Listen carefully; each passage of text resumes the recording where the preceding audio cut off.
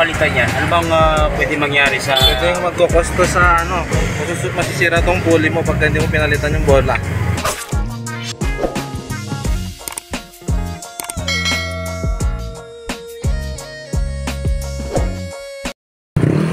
Alhamdulillah, isang mapagpalang hapon sa ating lahat. Nandito tayo ngayon sa may San Isidro Magalang Resettlement, na kung saan magpapagawa tayo ng motor, magpapa-change wheel tayo ng motor.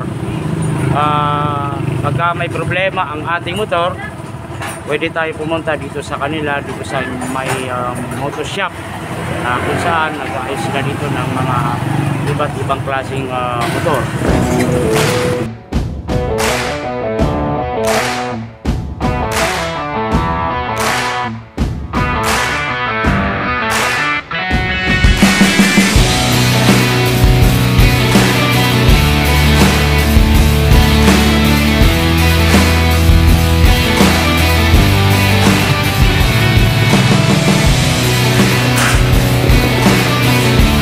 Alhamdulillah, dito sa may San Isidro Resettlement, dito sa motor shop. Shoutout nga pala sa mga taga San Isidro, Santa Lucia, na lahat ng mga Kapampangan. Ano nga pala Brad yung Kapampangan? Yung magandang hapon? Yun lang. Yung mga kapatid na mga Muslim, Makapampangan man yan, Ilocano, Mapa-Bicol man yan, o pwede kayong bumisita dito sa motor shop.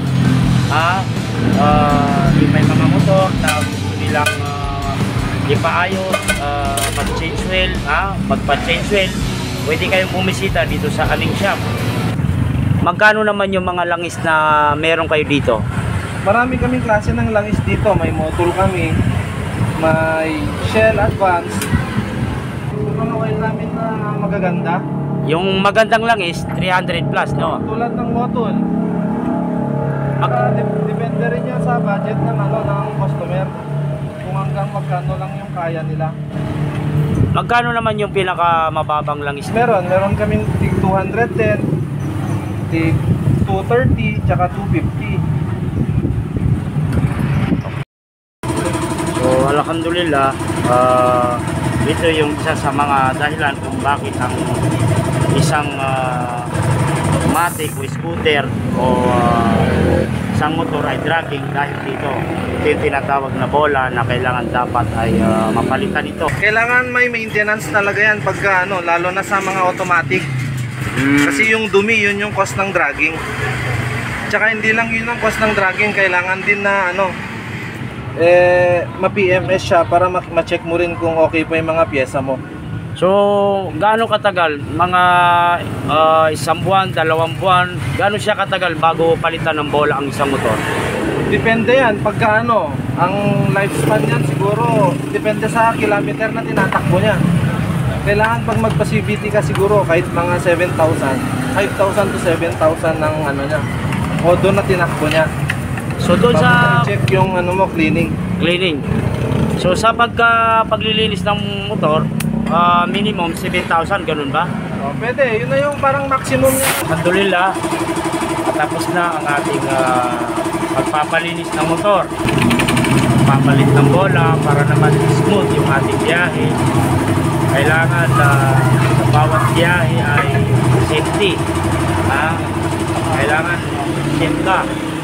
Hindi mo kailangan magtipid para kasi sa pagmumotor, paminsan-minsan kailangan mo rin gumastos para naman doon sa motor mo, para naman hindi ka maglakad gaya ng sabi ng kapatid natin kanina.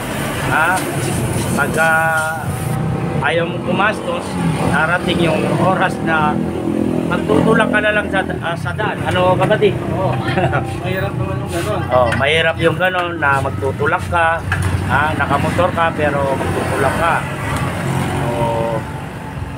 Pag-ingat, kailangan ng pag-ingat. Hanggang dito na lang siguro dahil patapos na ang ating motor at kailangan natin magsala.